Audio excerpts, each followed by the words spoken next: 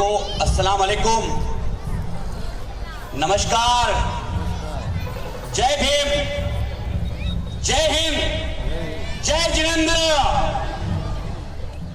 आप तमाम आए हुए हमारे human rights council of India परिवार के कार्यकर्ता और पदाधिकारियों का मैं और human rights council of India परिवार के जरिए से आप सभी का तहे दिल से स्वागत करता हूं, धन्यवाद देना चाहता हूं।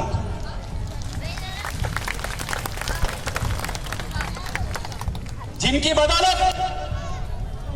बदौलत आज मैं यहां तक पहुंचा हूं, मेरे बड़े भाई श्रीमान हाजी अराफात शेख जी का तहे दिल से शुक्रिया अदा करता हूं। ये हाजी अराफात शेख भाई ऐसे हजारों हाजी शेख को बनाकर रखा हुआ है और भाई आपसे कहना चाहता हूं, ये हाजी शेख बना है सिर्फ और सिर्फ हाजी अराफात शेख की वजह से। जो ताकत, जो हिम्मत मेरे भाई के अंदर है, वो ताकत और हिम्मत को देखते हुए 2009 के अंदर मैं एमएनएस ज्वाइन किया और एमएनएस में जब ज्वाइन किया तब मुझे कहीं ना कहीं पे गिल्टी फील हुई कि पॉलिटिकल पार्टियों के अंदर कार्यकर्ताओं का सम्मान नहीं होता है। तो मैंने डिसीजन लिया कि मैं खुद की संस्था बनाऊंगा और सभी कार्यकर्ता और पदाधिकारियों को सम्मान दूंगा। ये सिर्फ और सिर्फ हाजी भाई की वजह से हुआ है। बहुत सारी चीजें हैं, मैं बोलूंगा। हमारी दीदी, हमारी ताई जी, हमारी लाडली ताई चित्रा ताई वाघ जो हमारे महाराष्ट्र के मिनिस्टर है, वो भी इधर आए हैं, उनको भी मैं सम्मानित करना चाहूंगा, बहुत धन्यवाद देना चाहूंगा। हमारे आदरणीय डॉक्टर लोकेश मुनि जी विभिन्न कारणों के कारण इस कार्यक्रम में पहुंच नहीं पाए, मैं उनका भी बहुत बहुत आभार व्यक्त करना चाहूंगा। हमारे देवेंद्र भाई जी के बारे में जितना बताएंगे उतना कम है। देवेंद्र भाई जी इंडिया से लेके, दुबई से लेके, लंदन से लेके अमेरिका तक देश का परचम लहरा रहे हैं, देश का नाम रोशन कर रहे हैं और लोगों के अंदर भाईचारे का वातावरण निर्माण कर रहे हैं। ऐसे हमारे देवेंद्र भाई जी का भी मैं बहुत बहुत आभार व्यक्त करता हूं। हाजी भाई ने आज कई सारे कार्यक्रम रद्द करके मेरे लिए और human rights council of India परिवार के लिए जो वक्त दिया है, ये मेरे दिल में हमेशा बना रहेगा भाई। क्योंकि हाजी भाई के कई सारे कार्यक्रम थे, बड़े बड़े कार्यक्रम थे, पार्टी के कार्यक्रम थे, दूसरे उनके और शेड्यूल थे, वो सब कार्यक्रम कैंसिल करके human rights council of India परिवार को आज आपने जो वक्त दिया है, मैं तहे दिल से human rights council of India परिवार की ओर से आपका बहुत बहुत धन्यवाद देना चाहूंगा। हाजी भाई मिनिस्टर बने, हाजी भाई नेता थे, लेकिन कभी भी हाजी भाई के पास जाने के बाद ये नहीं पता चलता है कि ये कोई नेता है या कोई मिनिस्टर है। वो भाई की तरह ट्रीट करते हैं, छोटे छोटे कार्यकर्ताओं को मदद करते हैं। आधी रात को जहां पे फोन आता है कार्यकर्ताओं को, तो भाई वहां से घर से निकल के उस कार्यकर्ता के पास जाके उसको मदद करने का काम करते हैं। भाई के ऑफिस में हर दिन हजारों नहीं, कई सारे लोग वहां पे आते हैं मदद मांगने के लिए और शुक्रवार को, फ्राइडे को, यानी कि वहां पे तो बैठने की जगह नहीं होती, ऐसा माहौल मेरे भाई ने बनाया हुआ है। ऐसे ही हमारी चित्रा ताई वाघ, महाराष्ट्र की महिलाओं की शान, ये महिलाओं की शान ऐसी बनी हुई है, हर गली कोचे में जहां पे जाएंगे वहां पे एक ही नाम निकलेगा, चित्रा ताई वाघ का। मैं चाहूंगा चित्रा ताई वाघ के लिए और हाजी भाई के लिए, देवेंद्र भाई जी के लिए तालियां बजाए जोर से। रिक्वेस्ट करूंगा 2 मिनट तक तालियां चलनी चाहिए, रिक्वेस्ट करूंगा जोर से बजाना चाहिए।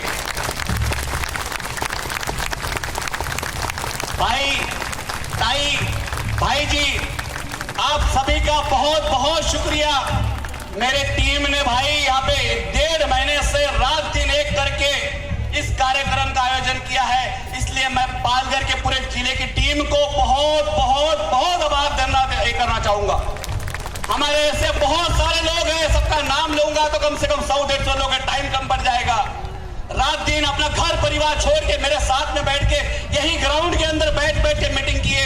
कल परसों 3 दिन तक हमारे कार्यकर्ता सोए नहीं है और रात दिन हर जगह पे बैनर, पैम्पलेट, रिक्शा, घर घर जाकर लोगों को बताया है कि आप हमारे कार्यक्रम में आइए। और इस कार्यक्रम में आने के बाद हम चाहते हैं कि हर नागरिक, भारत का हर नागरिक को न्याय मिले, किसी के साथ में अन्याय नहीं होना चाहिए, कोई भी भारत के नागरिक पीड़ित नहीं होना चाहिए। ये human rights council of India परिवार की मांग है और human rights council of India करते आ रहे हैं। मैंने कहा मैं हाजी भाई को देखकर आगे चला। मेरा ट्रांसपोर्ट का बिजनेस था। उस टाइम पे हाजी भाई एमएनएस के महाराष्ट्र अध्यक्ष थे। मैं देखा मेरे भाई के अंदर कितनी ताकत है, तो मैं सोचा मैं भी थोड़ा आजमा लूं उसमें से। ट्राई किया भाई, मैंने थोड़ी सी कोशिश किया आपको कॉपी करके, और ये कॉपी ऐसी हो गई कि भाई आपको बताते हुए बहुत खुशी होती है। ये परिवार संस्था नहीं, परिवार है मेरा। जितना मेरे घर के लोगों ने मुझे प्यार नहीं दिया, उससे ज्यादा मेरे बाहर के लोगों ने मुझे प्यार दिया है, गर्व से कहता हूं। मेरे परिवार भी यहाँ पे बैठे, शायद मुझे गाली देंगे, देने तो कोई दिक्कत नहीं है, लेकिन ये हकीकत है भाई, ये हकीकत है। इतना प्यार, इतनी मोहब्बत, इतनी चाहत जो लोगों ने दिखाई है, पता नहीं क्या हुआ। 28 राज्यों के अंदर 35,000 कार्यकर्ता हमारे जुड़े हुए हैं, और आने वाले समय में हम भारत के 30 राज्यों के अंदर काम करेंगे, और मेरा लक्ष्य 2 लाख कार्यकर्ता हमारे इंडिया के अंदर मौजूद रहेंगे। तो ये human rights council of India बनाने का मकसद मैं शॉर्टकट में बताऊंगा, समय कम है। बहुत लोगों को अवार्ड देना बाकी है, बहुत सारे संस्था के लोग यहाँ पे आए हैं, बहुत सारे लोगों ने हमें सपोर्ट किया है, वो भी यहाँ पे बैठे हैं। तो मैं शॉर्टकट में 2-5 मिनट में मेरी स्पीच खत्म करूंगा। उसके बाद भाई को मैं, और ताई हैं, भाई जी हैं, सबको मौका देना है। तो human rights council of India परिवार अकेले ने चालू किया था, 35,000 लोग हो गए, और 35,000 लोगों ने मिलकर आज 12,000 लोगों की मदद की है। मुझे खुशी है, और मैं चाहता हूं ये पूरा परिवार सब मिलकर भारत के हर कोने कोने में जाके, गरीब में जाके, घर में जाके लोगों की मदद करे, लोगों की सहायता करे, और लोगों का हौसला बढ़ाने का काम करे। ये मैं चाहता हूं, और ये जिंदगी में जब तक मैं आखिरी सांस लूंगा तब तक यही काम मैं करते रहूंगा देश हित के लिए।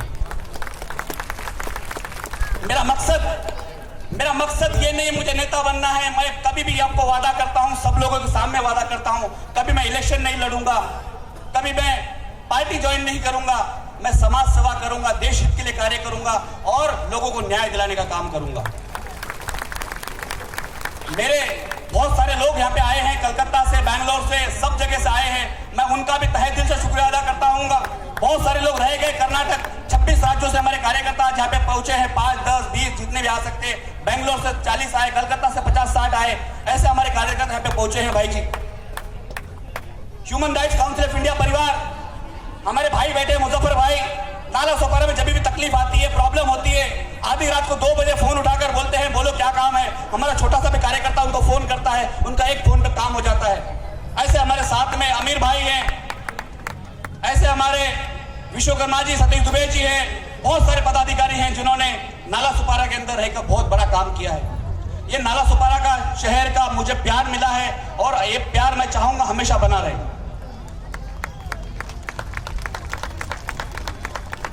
मैं बताना चाहूंगा, human rights council of India ये जब काम कर रही थी, हमारे डॉक्टर देवनीकर साहब ने कहा, लोग बदनाम करते हैं, लोग आरोप लगाते हैं।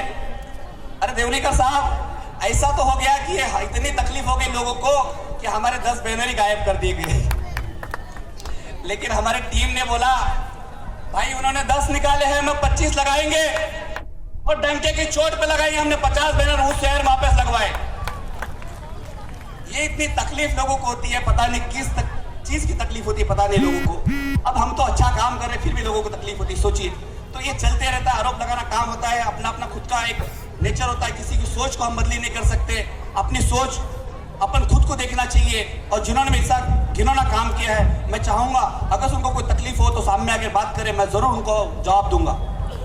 मैं इसको बताने का कारण क्या है, जब हमारे कार्यकर्ता रात दिन मेहनत करके अगर बैनर लगा रहे हैं और 10 बैनर गायब किया जाता है किसी के जरिए से, तो कहीं ना कहीं पे उन कार्यकर्ताओं के दिल पे दुखता है। ये नहीं होना चाहिए।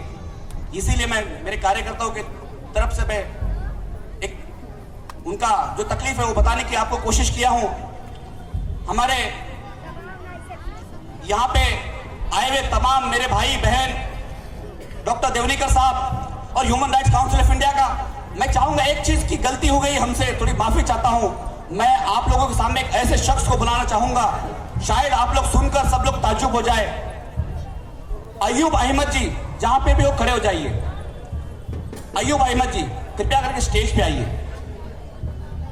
माफी चाहता हूं, थोड़ा सा मेरा सिस्टम चेंज कर रहा हूं, लेकिन जरूरी है, सब लोगों को जानना जरूरी है, मैं इसलिए दिखाऊंगा। जल्दी आइए।